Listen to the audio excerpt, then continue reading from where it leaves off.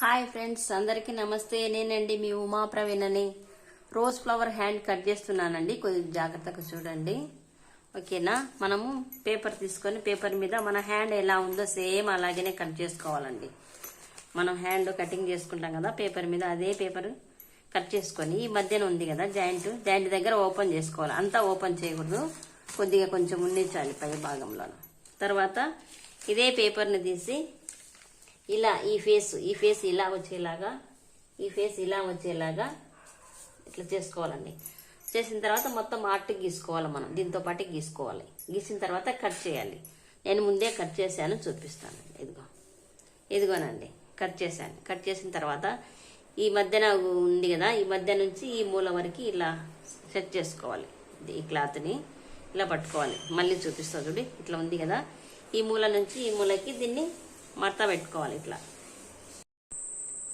Hi friends, ఇప్పుడు మూల పట్టుకొని ఇట్లా మడతేసినాను కదా. మడతేసిన తర్వాత ఇక్కడ మనం గీసినాం కదా స్క్వేర్ లాగా, ఈ గీతకి నుంచి ఇక్కడ నుంచి ఈ మూల వరకు కోల్స్ దగ్గర అండి, ఇక్కడ కుట్టేయద్దండి. ఇట్లా మడతేసిన తర్వాత ఇక్కడ నుంచి ఇంతవరకు స్టిచ్ చేసుకోవాలి. నేనైతే హ్యాండ్తో స్టిచ్ చేశానండి ఇక్కడ, ఎందుకంటే నా దగ్గర మిషన్ లేదు, నేను చెన్నైలో ఉన్నానండి. ఇట్లా హ్యాండ్కి స్టిచ్ చేసిన తర్వాత ఇక్కడ ఓపెన్ చేసుకోవాలి. ఇలా ఇలా ఇలా ఇలా ఓపెన్ చేస్తే ఇదిగోనండి, సేమ్ గులాబీ పువ్వు లాగానే వస్తుందండి. స్టిచ్చింగ్ మిషన్ లేదు కదా, స్టిచ్ సరిగా పడలేదు కాబట్టి, చేత దూరం ఉంది కాబట్టి ఇది లా వచ్చేసిందండి. సేమ్ గులాబీ పువ్వు ఎలా ఉందో అలానే ఉంటుంది. ఇదిగోనండి, ఇలా మనకు కావాలంటే ఏదన్నా పూస ఉంటే కుట్టుకోవచ్చండి. ఏడో వేస్తే పూస నేను ఇప్పుడు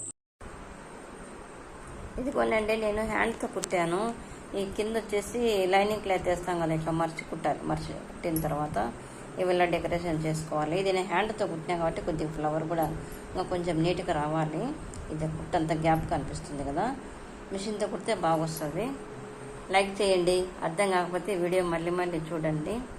అర్థం కాకపోతే మళ్ళీ మెసేజ్ పెట్టండి, కట్ చేస్తాను. ఓకేనా? Bye friends.